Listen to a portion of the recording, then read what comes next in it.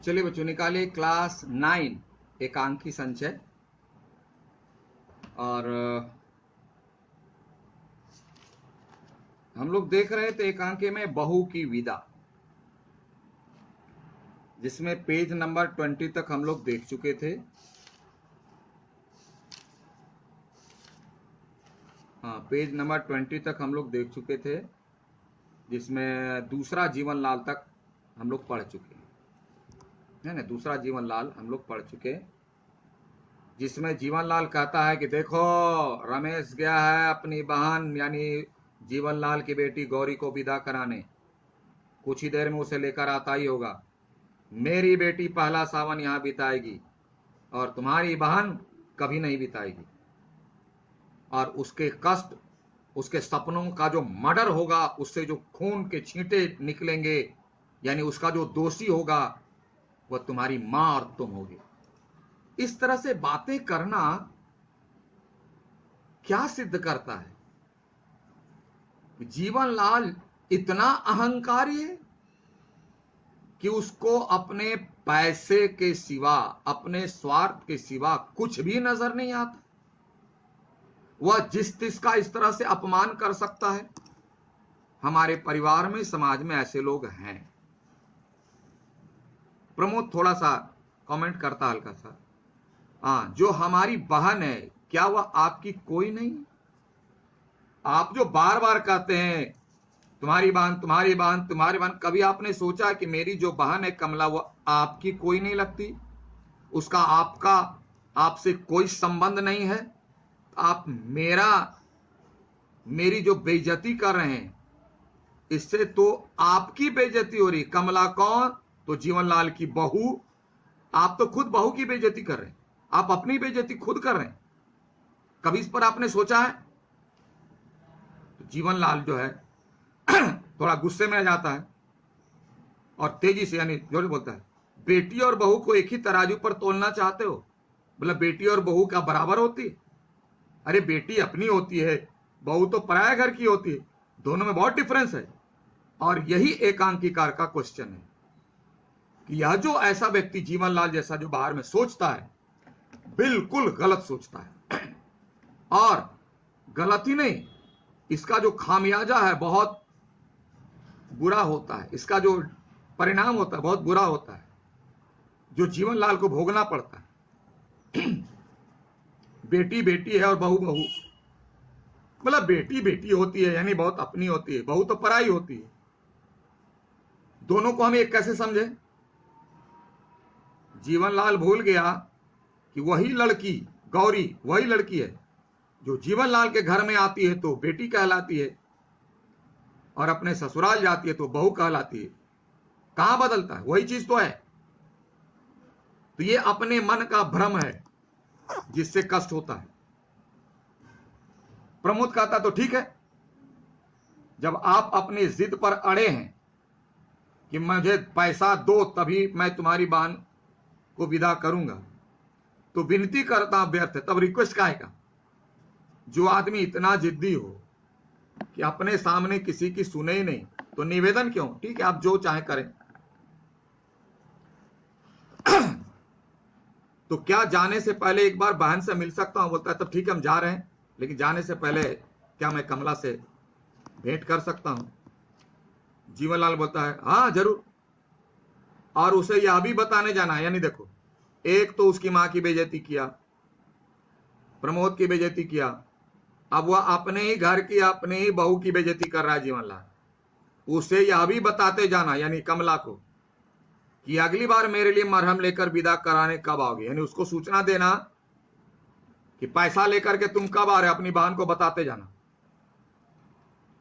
अपनी बहन को बता देना कि अगली बार तुम पैसा लेके कब आओगे। यानी उसके दिमाग में सिर्फ पैसा, सिर्फ पैसा। उसके सामने रिश्ते नाम की कोई चीज नहीं है। अगर कहीं किसी कोने में है तो बस सिर्फ गौरी, यानी अपना परिवार। ऊंचे स्वर में, यानी जोर से बोलकर, अरे सुनती हो गौरी की मां, जरा बहू को भेज दो, अपने भाई से मिल ले आकर। बोला जरा भेज दो, अपने भाई से मिल ले। भाई को जाने नहीं दे रहा अंदर, है ना? बहू को भेज दो। सात स्वर में, और फिर धीरे होके बोलता है, मैं तब तक देखूं कि माली के बच्चे ने झूला डाला या नहीं। उन्हें गार्डनर है, घर में बड़े लोग हैं, झूला उला लगा हुआ है, मैंने अपने डायलॉग मारते हैं, झूले पर झूलते हैं। इनका नेचर देखो, माली के बच्चे ने, यह शब्द किसी के संबोधन के लिए अपशब्द माना जाता है। चूंकि माली एक काम करने वाला व्यक्ति है, गार्डनर है, उसके घर का नौकर भी कह सकते हो, तो उसके साथ कैसा बिहेव कर रहा है, उसके लिए कैसे शब्दों का प्रयोग कर रहा है, ये समझ। यानी हर शब्द में इसका अहंकार नजर आता है, घमंड नजर आता है, और अपने को सुपीरियर समझता है। ऐसे व्यक्ति का क्या हाल होता है देखिए। द्वार की ओर बढ़ते हैं, द्वार का पर्दा हटाकर मुड़ते हैं, मैंने पर्दा लगा हुआ है, हटाते हैं। गौरी के लिए झुलवा डलवा रहा हूं लॉन में। गौरी की मां को बोलता है राजेश्वरी को कि देखो मैं इधर देख रहा हूं, अपनी मेरी बेटी आ रही है हम लोगों की, अब बेटी आएगी तो पहले झुलवा झूलेगी, उसके लिए झूला डलवा रहा हूं, देखें माली किया है कि नहीं। अब तुम जो है बहू से मिलवा दो इसके भाई से। जीवनलाल का प्रस्थान वह चला जाता है। प्रमोद थका सा सोफे पर बैठ जाता है, थक गया है मेंटली फिजिकली, इतना अपमान सा करके किसको थकान नहीं आएगी। अंदर से कमला आती है, चांद से सुंदर मुखड़े पर उदासी की घटा, देखने में सुंदर है लेकिन बहुत उदास है। हाथों में लाल चूड़ियां हैं, नई नई शादी हुई है, रेशमी साड़ी ब्लाउज पहने हुए है। प्रमोद के पास जाकर चुपचाप खड़ी हो जाती है, सिर नीचा किए, शर्म के मारे। क्यों? कि उसी बहन के चलते भाई की इतनी बेइज्जती हो रही है, क्योंकि बहन की शादी में दहेज नहीं दे पाया। तो कमला सोचती है उसी के ब्याह में दहेज नहीं देने के कारण भैया की इतनी बेइज्जती हो रही है और वह कुछ नहीं कर पा रही है। ससुराल में बहू है, क्या कहेगी।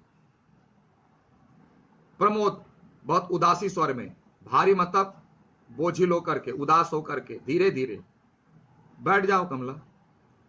कमला पास ही बैठ जाती है। प्रमोद पूछता है अच्छी तरह तो हो? बोला ठीक हो ना, हाल समाचार ठीक है ना, जैसा अमूमन हम लोग करते हैं। कमला सिसकने लगती है, यानी भीतर ही भीतर रोने लगती है। प्रमोद आर्द्र स्वर में, आर्द्र मतलब दया उसके प्रति आ जाती है कि दहेज नहीं देने के कारण बहन को भी सावन में नहीं जाने को मिलेगा और बहन को तकलीफ होगी। यह सोचकर उसके दिल में करुणा का भाव आता, वह भी दुखी हो जाता है और कहता पागल मत बनो कमला, रो मत। मैं कहता हूं रो मत, रोया कहां जाता है। जहां रोने से उसका कष्ट दूर हो, जो उसके दर्द को समझे।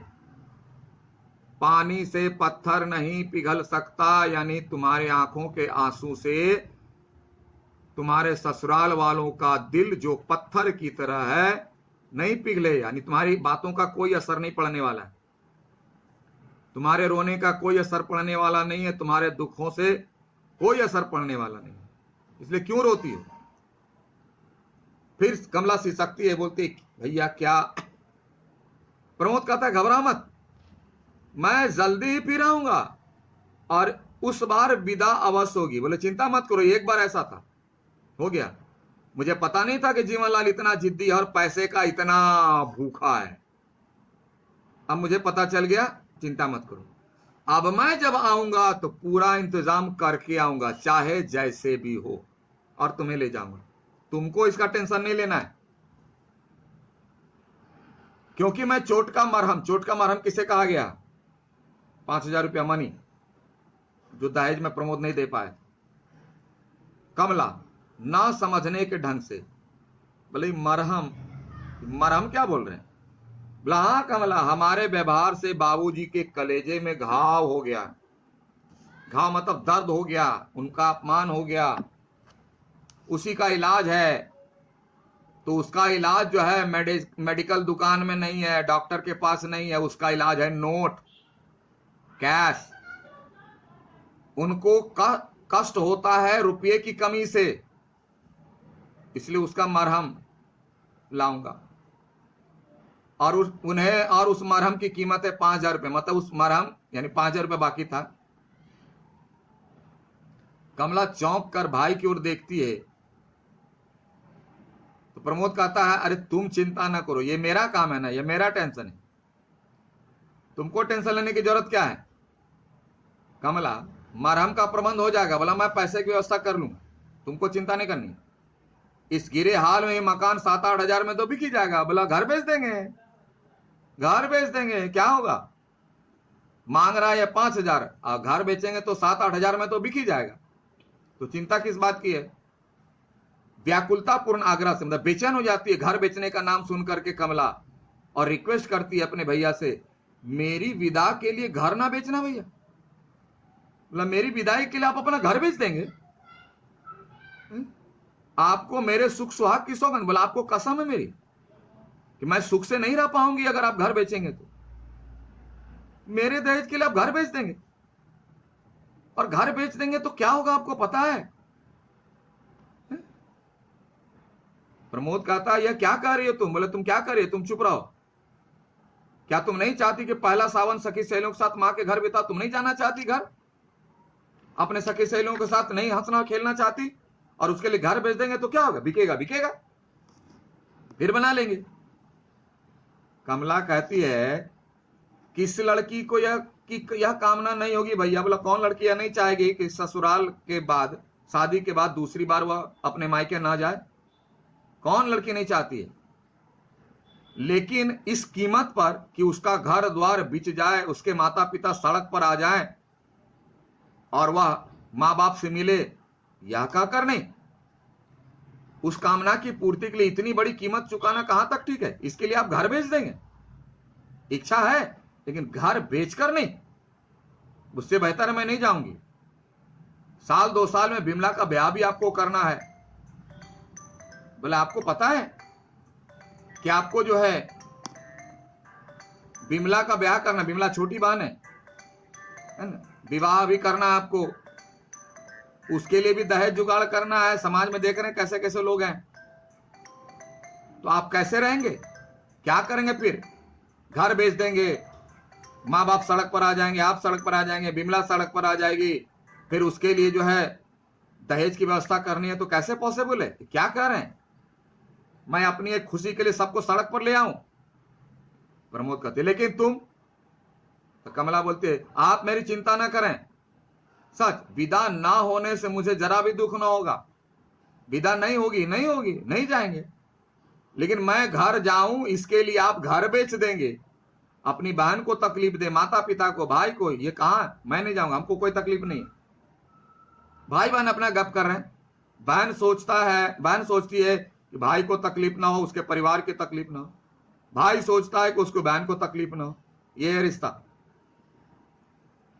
जिसका प्रभाव श्रीमान जीवनलाल पर नहीं पड़ रहा है। प्रमोद कहता है, कमला बोलती है, गौरी आ रही है, बहुत अच्छा स्वभाव है उसका, अब देखो कैसे मैनेज करती है। आजकल तो मैनेज नहीं करती, आजकल की बहुएं मैनेज नहीं करती, आजकल की बहुएं तो डीजे साउंड बॉक्स लगा करके सब डिस्क्लोज कर देती है, और अपने आप को अच्छा सिद्ध करती है कि दुनिया में सबसे अच्छी बहू अगर है तो वही है, और ससुराल वाला जो इतना में है सब खत्म है, बेकार है, यूजलेस है। लेकिन गौरी ऐसा नहीं है, यहां भारतीय संस्कृति की झलक मिलती है कि घर की बहू कैसी होती है। ध्यान दीजिए, गौरी आ रही है, बहुत अच्छा स्वभाव है उसका। बोला गौरी जो है मेरी ननद, कमला की ननद जो, उसकी बहुत अच्छे स्वभाव की है, हर समय हंसती हंसाती रहती है, बहुत जॉली मूड की है, उसके साथ रहकर मुझे सखी सहेलियों की कमी बिल्कुल नहीं अखरेगी। अखरेगी मतलब पता नहीं चलेगा, ये नहीं मैं उसी को सखी मान लूंगी, उसी को सहेली मान लूंगी, उसी के साथ हंसूंगी खेलूंगी, भूल जाऊंगी। आप विश्वास करें भैया, विश्वास कीजिए कि गौरी बहुत अच्छे स्वभाव की है। जब आएगी ना तो हंसते खेलते रहेंगे, हम लोग को पता ही नहीं चलेगा कि मायका है कि ससुराल है। बहाना बनाती है, रियल में थोड़ा है, लेकिन कुछ भी हो मायका तो मायका है। जिसके साथ बचपन से खेली, सहेली तो सहेली है। इस तरह से कमला जो है अपने दुख को छिपाना चाहती है अपने भाई के सामने, ताकि भाई ऐसा कदम ना उठाए। ठीक है, आगे क्या होता है फिर अगले क्लास में। तब तक के लिए thank you, have a nice day.